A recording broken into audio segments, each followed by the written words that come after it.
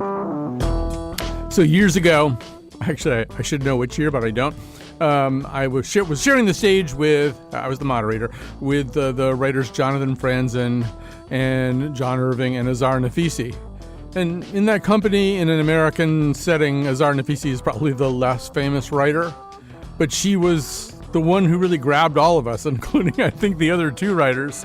I watched a clip of it this morning. She has everybody laughing. She has at least one of those two writers kind of writhing in embarrassment, but in a good way.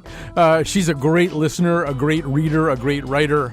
She's stayed with us in the sense of visiting the show from time to time, especially when people were worried about developments in America.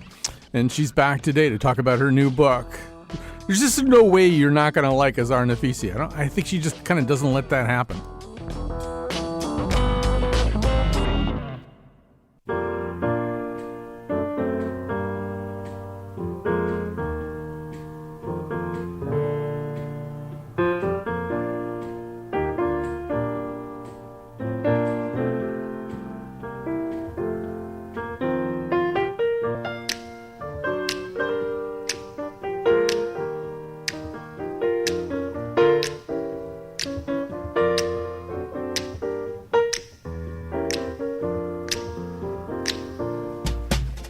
I wish I knew how it would feel to be free.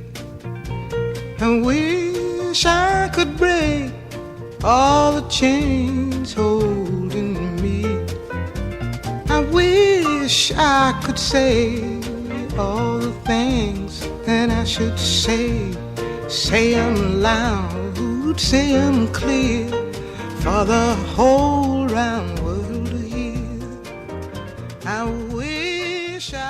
Okay, that's, well, do I have to say that's Nina Simone? Does everybody in the world not know that? But maybe just the right song to begin our conversation today with Azar Nafisi, whose new book is Read Dangerously, The Subversive Power of Literature in Troubled Times. I'm also doing something very manipulative here, which any good interviewer does. Every interviewer is manipulative. I happen to know she loves Nina Simone. So this is a way of kind of waking up a whole bunch of neurons in her that maybe she wasn't even planning to use today. So Azar Nafisi, I feel like I know you. I've talked to you quite a few times at this point. I've shared a stage with you and Jonathan Franzen and John Irving, with me as the moderator. So it's great to be talking to you again.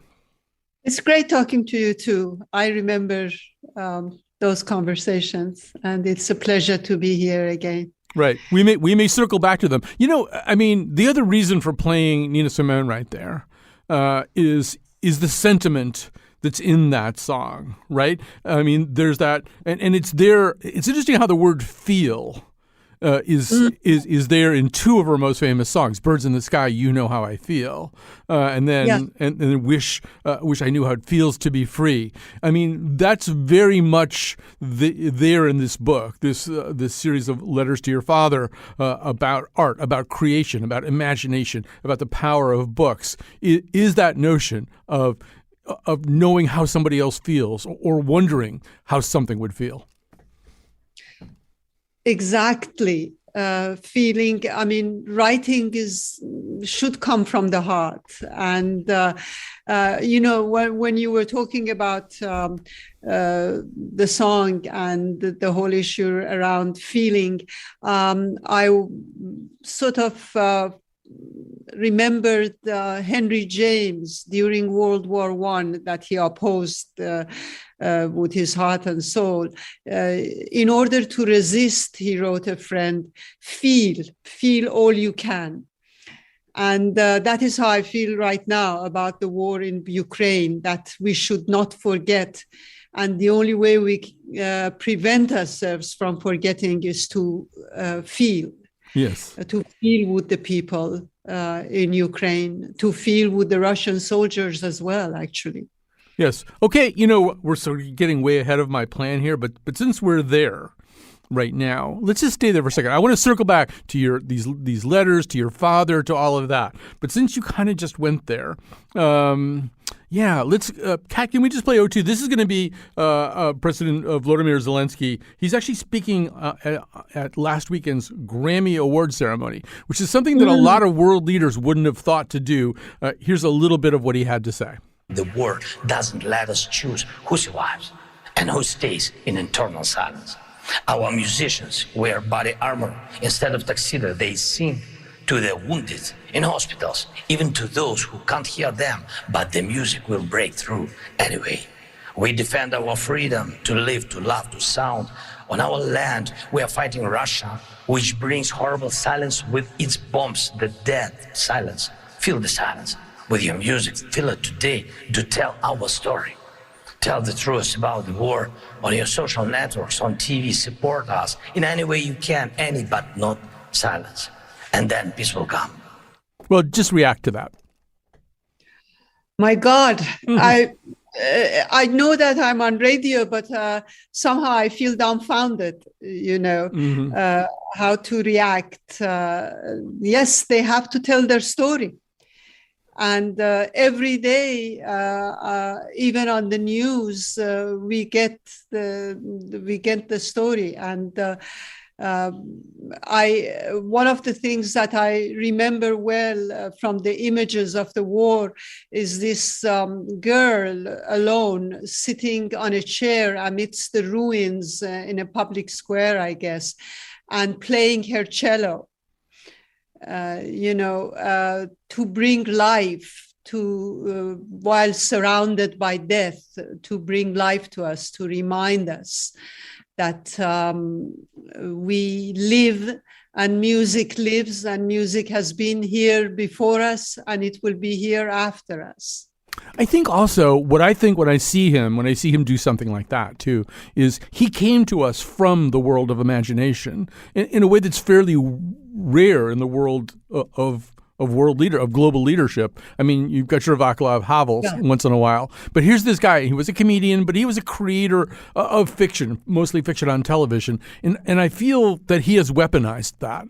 I think he's weaponized his imagination, his ability to create affinity, to use imagery that really touches us. I mean, how do you not well up with tears when he says our musicians wear body armor instead of tuxedos? They sing to the wounded in hospitals. There aren't a lot of world leaders who would be able to put it that way. And I think it's because he comes from, quote unquote, our world, the world of imagination and empathy.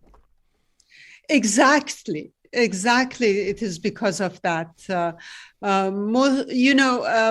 Saul Bellow used to say that the threat to the West is its atrophy of feeling and sleeping consciousness. And a lot of our leaders today are suffering from atrophy of feeling and sleeping consciousness. But Zelensky awakens in us all the experiences that we had forgotten about. He awakens our senses. We experience his words. We don't just listen to them. And that is a very rare gift, and imagination definitely is needed in times, extreme times, like the one that we're living in right now. Right. When you give me that Bellow quote, I think also of D.H. Lawrence, who wrote, "The essential American soul is hard, isolate, stoic, and a killer. It has never yet melted." He's writing that in 1923, but in a way, the existential challenge to Americans is to prove him wrong. And sometimes we do, but I think more often we don't, for some of the reasons that Bellow talks about there. Yeah, there's this sort of utilitarian mindset about imagination and ideas, that of what use are they to us, Imagination does not make policies, but it certainly helps shape the mind of policymakers. By its existence, it negates certain things. It negates cruelty. It negates lack of empathy. And that is the most pragmatic thing you can find, Yes. Another thought that I have about that, too, is there's another part of the American consciousness, and maybe it's more universal than that. I don't really know, that will scold us for whimsy, for imagination, for dwelling in something that's not true, for turning our attention to a fictive world, even a fictive world that's maybe, a little bit frivolous, a little bit shallow. And I always think, well, isn't the job of struggle, isn't the work of struggle, isn't the work of somebody like Zelensky right now to restore us to a time when maybe we can concentrate on things that are just merely delightful, or, Ruskin says the most beautiful things in the world are useless, peacocks and lilies, for example. I think that's that's the quote. Whenever I hear Zelensky being amazing, I also think there's a couple of clips like this. When he was a comedian, he did this thing a couple of times in award ceremonies, and apologies for the graphic nature of it, but he and a Confederate would come out on stage and their waists would be blocked by a piano, and they would drop their pants and put their arms in the air, and they would pretend to play chopsticks with their penises, basically, which is way funnier than when you see it than it is when I describe it. But I think part of what he wants to do is get back to that world where you could do something like that. You could make other people laugh with some kind of idiotic thing. You I think, write about it in the book when you talk about how in I think it's in the Atwood letter, you talk about one of the things totalitarianism tries to take away from you is what your normal life was like, and if you're living in the Islamic Republic, maybe, I think you as acts of defiance would let a little hair sneak out from under the hair covering, or put on a little bit of makeup in defiance of the rules, because it's frivolous, but it's normal, and normal is precious. But I'll stop babbling and you comment.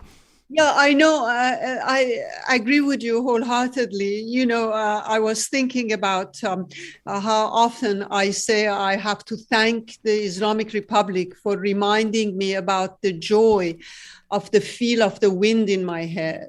Mm-hmm. Or the joy of just being free, just walking down the streets and licking an ice cream cone, These little details, these whimsical details are what our answer, our response to the fickleness of life and absoluteness of death. We challenge life, we tease it. By becoming that carefree as dropping our pants, So, and you need it. Mm-hmm. You need it. The same way that you need the beauty of the peacock. It makes you go back, return to life, and appreciate life just on an everyday basis. So there's a place I want to go. I want to, first of all, remind everybody, I'm talking to Azar Nafisi. I think she and I have a bad habit of starting our conversations in the middle, which is what we're doing right now, and without setting the stage at all. Her book is Read Dangerously, The Subversive Power of Literature in Troubled Times. It has I can never pronounce this word, epistolary format. It consists of letters to her father, who is no longer here on Earth, about writing and writers and the ways in which writing interacts with politics. But just to what you were saying before, I'm actually going to take the odd step of quoting you back to you. So in November of 2016, when Donald Trump was elected, we were all just shocked. And somehow or other, it occurred to me that you would be a good guest to have on the air the next day, the day after the election. And so you appeared on that show. And so this is Kat, this is 01. Here's what you have to say. And the fact that we allow, for example, Mr. Trump to occupy all our waking hours, that in itself, even if we are thinking about him negatively and talking about him negatively, that in itself means that he has won, because he now has control of our mind. We don't define ourselves. And what I learned in Iran was that the best way to resist any form of oppression, to become more yourself, to be able to define who you are and what you want, and not constantly fall into the trap of being for or against and letting them define who you are. I can't tell you how many times I quoted that to people over the next 4 years. It really was, it was the day after the election, and it really was absolutely the right way to think about that. And I know you continue to feel that way, right? Be yourself. It's the best revenge. I do continue to feel that way. This is how women resisted the Islamic Republic, because you know what a totalitarian mindset does. It wants to impose its own voice and its own ideas, its own images upon the whole population. So uniformly, the population become the voice of the totalitarian. And under circumstances, your individuality, your identity, your sense of integrity as an individual, it is all in danger. And that is why you need to become more yourself. I always tell people that my struggle against the Islamic Republic was never just political. It was existential. It was my attempt as a woman, as a writer, as a reader, as a mother, as a friend, and as a believer in human rights, to not lose my integrity, to be who I am, rather than to become a figment of their imagination the way they wanted me to become. You know, reading the new book, I thought about that whole thing all over again. And at the end of your introduction, there's a quote from Toni Morrison, who says, "Art takes us and makes us take a journey beyond price, beyond cost, into bearing witness to the world as it is and as it should be." And I do feel, and I don't want to make this a conversation about Trump any more than we have to, but when I think of Trump, and this may also be true of Putin, I just don't know enough about him to know whether it's true. But Trump is clearly a person who has no relationship to art of any kind. I mean, he really is, and this is borne out by people who really kind of chronicled him. He has no relation to art and has therefore no ability to participate in the world of imagination, to join a creator and the rest of us, the consumers of that creation, in some kind of different view of the world either as it is or as it should be, to quote Morrison. And I feel like as a result, he has no other alternative except to try to convert the world into his own dream, whatever it is that he's dreaming about, whatever it is that he thinks is happening, who he thinks he is, what his role is. He doesn't have anything else on his menu besides that, I think partly because of his starvation from art. That is, that is the truth. And instead of imagination, he has replaced imagination with lies. I mean, creating illusions, fabricating. He has both his life and the life of his mind, whatever that is, are fabrications. And therefore, he cannot relate to the world. That is why he cannot empathize. You notice how careless he is when in relationship with others, how without a heart, literally, he is. And that is because he has shunned that world of imagination where you become curious about other people. It is fear of others. It is fear that they will come and change you and you won't be who you are anymore. So many places I want to go here, but one of the figures who appears in one of the letters in your book is Plato, and one of the things that he writes about is essentially our fear of thinking, of contemplating, of challenging our own notion of reality. I think you cite an exchange between Socrates and Glaucon where I think Socrates says, what if there's a man who can lead everybody up out of their chains, out of this world of shadows to see the light of truth? What if he could do that? Will they kill him? I think Glaucon says they surely will kill him. So what does that mean to you? What are they talking about? Well, I have been thinking about this a lot, both when I was living in Iran under the Islamic Republic and when I came back to America. The fact that our tendency to become so complacent, we don't want to be disturbed. And as James Baldwin said, artists are here to disturb the peace. great literature is always disturbing our peace because we are much more comfortable if we don't have those paradoxes and ambiguities and opaqueness that real life has and that real literature brings back to us. So we want to be, you notice, Colin, how many times a day people express the fact that I'm not comfortable with that. Well, bloody hell, you shouldn't be comfortable all the time. There should be things that disturb you. There should be things that make you question not just the world, but yourself. And that questioning of the self is what we are most afraid of. Oh, yes. That questioning of self. And imagination makes us. It becomes a mirror in which we look at ourselves. And a lot of times we don't like what we see. When you say that, I think of an experience that we had here on the show where we took the show up to, I think, Lenox, Massachusetts, where there's a very famous Shakespeare company up there run at the time by this director, Tina Packer. And we were up there. She had done this amazing production of The Merchant of Venice. And so I went on an evening, and sitting behind me at this were two women who I think were pretty clearly Jewish, and they were not having it. They were really, really disturbed. They were incredibly uncomfortable with what was on stage and what was being said on stage and the way Shylock was treated and talked about and was really bothering them a lot. So a day or two later, we did a show with Tina Packer and with this actor, Jonathan Epstein, who had played Shylock there. And I told that story of the woman, and I asked Jonathan Epstein what he thought about that. And he said, well, yes, so they were not having it. Good. They shouldn't be having it. That's the point. That's the point of doing the show.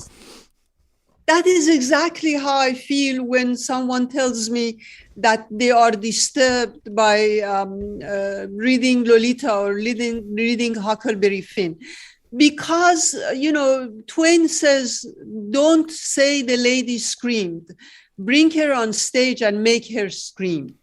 The whole idea is that we need fiction like that to make us really hate and not be able to tolerate the rape of a 12-year-old girl, not to be able to tolerate a father like Jim having her children sold down the river. This is the whole point of literature. It is disturbing, and it is disturbing because life is disturbing. If we don't allow our students through fiction to discover the disturbing aspects of life, how do we protect them against the disturbing realities that whether they want it or not, whether you are there or not, they are going to experience it? I mean, look at the situation right now that we live in. How much control do we have over these things? So we should come prepared, and stories are there to prepare us. So, you write a lot in the book about poets and about writers. And of course, Plato thought that poets were unruly, and not even from Plato's point of view necessarily in a helpful way to a republic, although I think we all agree, no, they're very, very helpful for all the reasons that we're saying right now. I would add, though, to the list, particularly these days, comedians. Once again, Zelensky, a comedian, but somebody that I particularly have in mind, and he's very controversial, I know, is Dave Chappelle. Here's a little bit of him from his special, The Bird Revelation. Everybody gets mad because I say these jokes, but you understand that this is the best time to say them. More now than ever. And I know there's some comedians in the back. You have a responsibility to speak recklessly. Otherwise, my kids may never know what reckless talk sounds like. The joys of being wrong. I didn't come here to be right. Just came here to around. So he's taking a page from your book right there, I feel. Well, yes. I was thinking, I don't know why, listening to him, I was just reminded of children's stories and how disturbing they are. For example, Hansel and Gretel, their step-parents, stepmother and father, leave them in the forest. And who do they meet in the forest? A witch who wants to kill them and eat them. Yes. These are children's stories, biting into the poison apple. All of them show you the experiences that you might have in real life. They prepare you for life. And to take away that, and to take away the sense of humor, which is a way of resisting oppression. It is a way of resisting the absurdity of this life we live. To take that humor away because you are disturbed is a great disservice. I could use stronger words, but I just say that it is a great disservice. All right. We absolutely must stop here and take a break. We will come back. You will have more Azar Nafisi, I promise.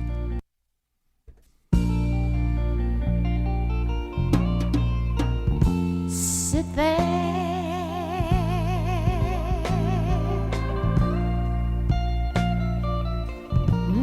count your fingers.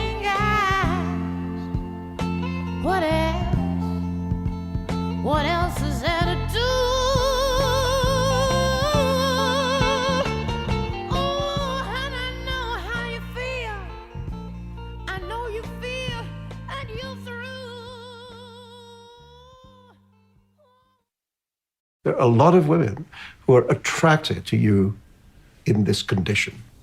Really? I didn't think there was any condition that they'd be attracted You are to a me. dangerous man. There are very beautiful women who like that. Really? Yeah. Even with me, they would like it? It's not exactly you. It's the fatwa wrapped around you, like kind of sexy pixie dust. Huh? But you have to stop acting like a wuss.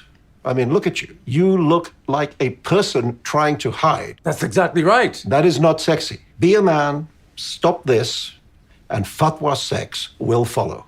Fatwa sex? The best sex there is. Wow. Yes.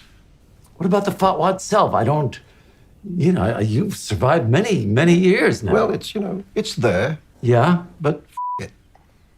All right. That is, believe it or not, the actual. Actually, if you've ever met Salman Rushdie, you have no trouble believing that that's the real Salman Rushdie, but it really is him, too. On Curb Your Enthusiasm, talking to Larry David. We're talking to Azar Nafisi. Her book is Read Dangerously, The Subversive Power of Literature in Troubled Times. This is a series of letters that she has written kind of apostrophically to her father, who we've got to talk about in this segment. But first of all, Azar, there's an interesting parallelism, I think, between your father and Rushdie. They are both people who won't apologize when, in fact, people are demanding that they apologize, and when some kind of attempt to be conciliatory might have saved them an awful lot of trouble, and it's just something that they have no interest in doing. Yes, I think my father felt that if he apologized, he would be ashamed of himself. I mean, no matter what kind of a face we put to the world, we know when we're not doing the right thing, and apology was not the right thing to do. And he paid the price for it, but I think that his opponents were the ones who really failed rather than him in the end. He was exonerated of all the charges. And in his defense, he brought up all the points that he wanted to address. And yes, you have to be prepared to pay the price. Right. I mean, we should say your father, the mayor of Tehran, was jailed for 4 years under those circumstances. And reading this book, all of these letters are addressed to your father. You address him as Baba. It's also just a process of kind of falling in love with your father. There's so many things that I wind up liking about him, including there's an exchange, and I can't exactly remember which particular condition in Iran or perhaps the U.S., but I think it's in Iran, that is being talked about, but it's being talked about in his presence. And he does something that I'm so grateful for him to do, which is to say, I mean, the phrase that I use is the narcissism of the present catastrophe. There's a sense, whatever we're living through at any given moment, we have a sense of saying, this is the worst thing ever. This is the worst thing anything's ever been, anybody's ever been through. And I always think, well, geez, no, I've been alive 67 years from now, and Trump was really bad. I could make an argument that there were worse periods in my lifetime of American history. But maybe you could say a little bit more about your dad and how he talked about that.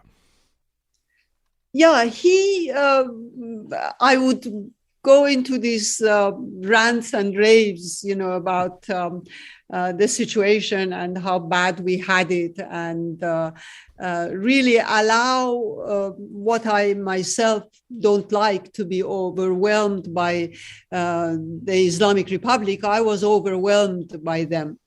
And he would always have a sort of a smile, a mild smile, and tell me that not to look at myself so much as the center of universe, and not to, not to think that I am, whatever happens to me is the best or the worst, and at this point is the worst. And he would direct me towards history. And I now, remembering him, I do it myself. I think of all the terrible moments Iran has had in its long ancient history. And I think that this is worse than some and better than others, So I don't want to lose context. I think that is what he was worried about, that I would lose context. And he directed me towards context. There's also something about the form of writing to him. And it is that epistolary form, that letter writing form. I've had a little bit of experience with it myself over the last 2 or 3 years, writing publicly to people. There was a very famous sports writer in America years ago named Red Smith, who was this superb writer. And he had this famous oft-quoted line, writing is easy. You just open a vein. And there's a way in which I think in these letters, and I think when we write in that letter form, that's what we do, right? We open a vein. There's something about the form, I'm assuming it's why you chose it over an essay, that goes right to the heart. It does. And it is amazing. It is not that you know how you want to write. You just have a vague feeling that this is what you want.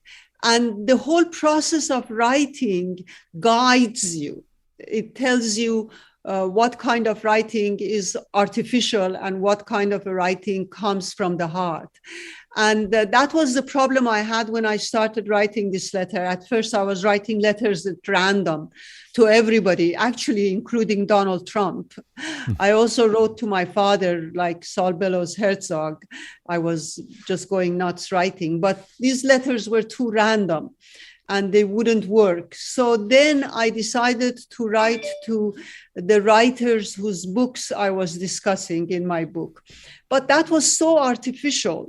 I had no intimate personal connection to these people. And what was I going to do? Tell them what their book was about? So then finally I talked to a friend about it, and she said, why don't you write to a third person?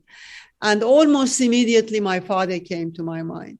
He was the kind of person to whom I was tied by the strings of my heart, definitely. But at the same time, he was the kind of person with whom I had discussed everything. I had discussed not just my own personal feelings and emotions, but ideas, books, people, film, art, music. So I could discuss all these with him without feeling stilted or without feeling as if I was fabricating something. I think it's also, when you do this, and writing to someone as familiar as your father. I mean, writing is a lot of things, but one thing it really is fundamentally is choosing words. And I think, Orwell talks in Politics in the English Language about how you can always tell when a government is going to do something abominable because they start using words like transfer of population instead of like refugee crisis or rectification of frontiers or elimination of unreliable elements. Orwell kind of just nails all these things. And I'm just going to ask you to indulge me. I want to read a poem to you by William Meredith. It's called What I Remember the Writers Telling Me When I Was Young. Meredith writes, look at the world. I got to begin again. Look hard at the world, they said. Generously if you can. Manage that, but hard. To see the extraordinary data, you have to distance yourself a little, utterly. Learn the right words for the umpteen kinds of trouble that you'll see, avoiding elevated generics like misery, wretchedness, and find yourself a like spectrum of exact terms for joy, some of them archaic, but all useful.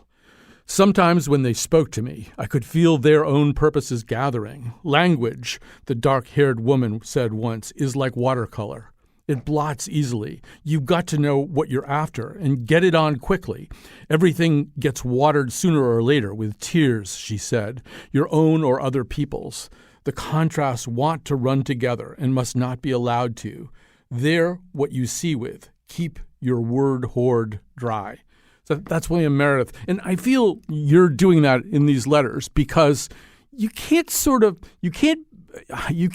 obfuscatory language when you're writing to your father, right? You really have to pick the right words because even though he's not here anymore, somehow he'll know. Yes, exactly. The way I felt was as if there was this unfinished conversation between us. And I needed to fill in the words. All our lives, he told me things he wanted me to know through stories. I felt that now it was my turn to tell him my stories and to tell him things through those stories. That was the only way I could also remind him that I love him, that I have not forgotten him, if I had forgotten him, then I would have forgotten the language I would have used with him. And that language came out of writing. It came out instinctively. So, there's a lot of love in this book. There's no question about that. And we're lucky to kind of have a window on it. And that's sort of another way that writing works, I think. We have to take a little break here. We'll have time for one more segment. We have to talk about Margaret Atwood. And I loved that poem. That was beautiful. Thank you. Oh, yeah. I knew. I thought it was the right poem for you, but I use it a lot too. So we're talking to Azar Nafisi. The book is Read Dangerously, The Subversive Power of Literature in Troubled Times. Let's take a break and we'll be back.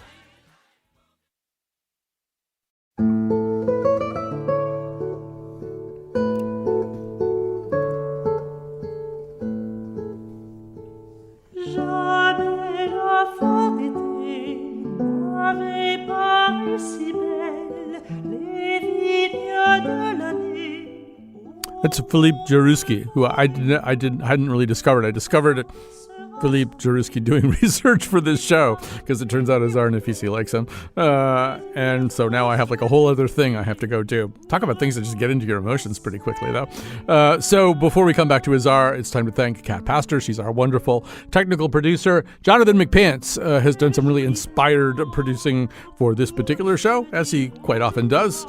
So thanks to both of them. We're going to return now to Azar Nafisi.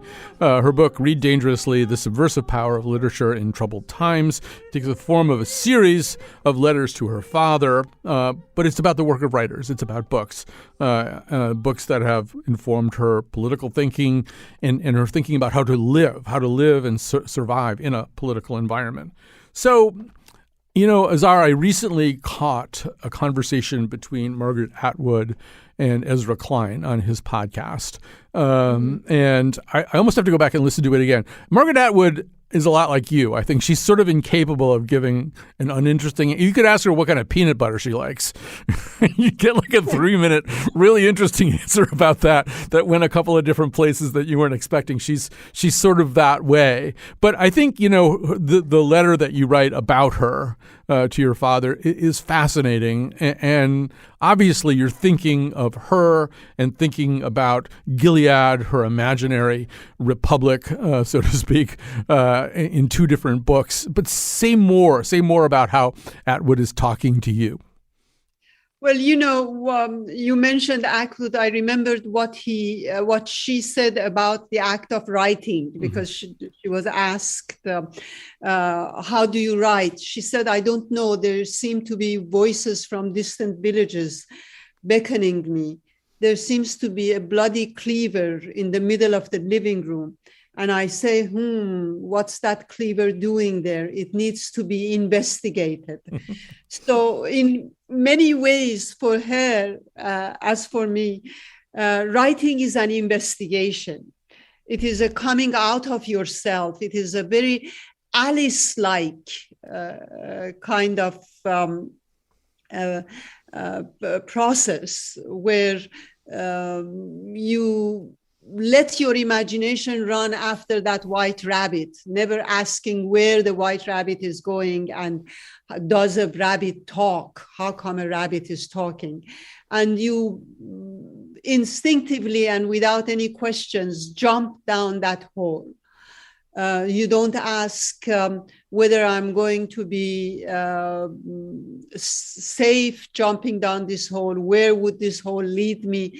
Just jump down the hole. That is the curiosity that is behind both the act of writing and reading. And that is what I see in Atwood, that she investigates others, but she also puts her heart into it. I feel very personally about Atwood.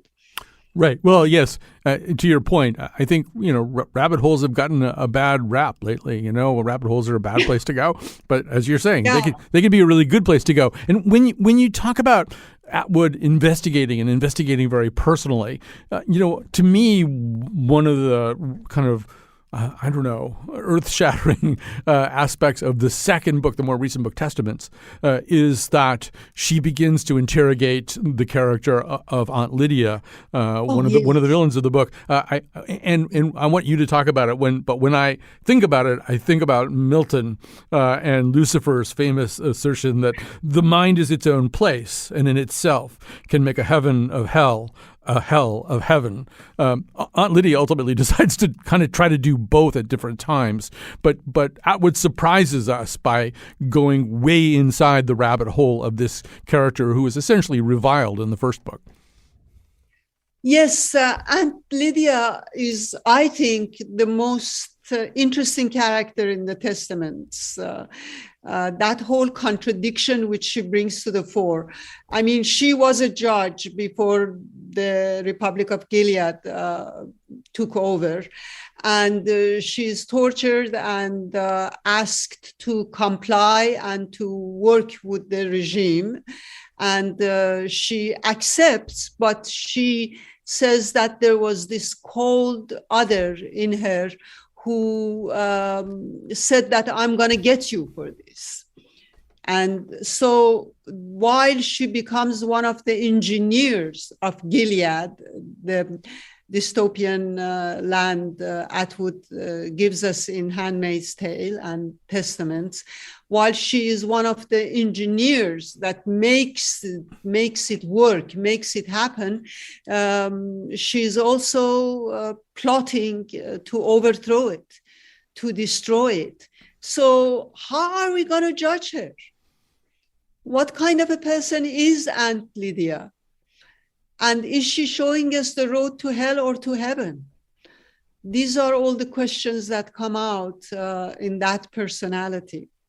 I've used this quote too often, but on the show, but we have a little tradition in the family that I'm part of these days that when it's somebody's birthday, the mater familias of the family, who's 93 years old, she always asks the same question, no matter who you are and how old you've turned. She always says, "What have you learned in the past year?"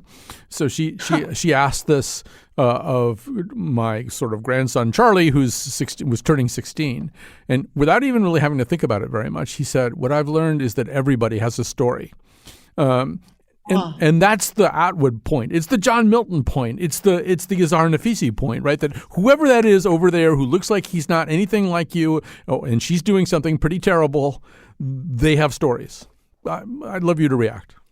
Yeah, they do. And that is what makes all of us, every single one of us, human beings, as extraordinary.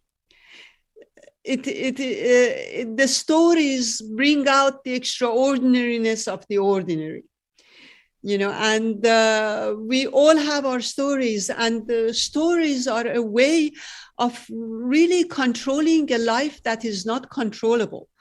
I mean, so many things in life we have no say in. We didn't have a say in coming into the world or choosing the name or the place where we live. And then we live in a place like, for example, Kyiv right now. And one day the walls of your home collapse on your head.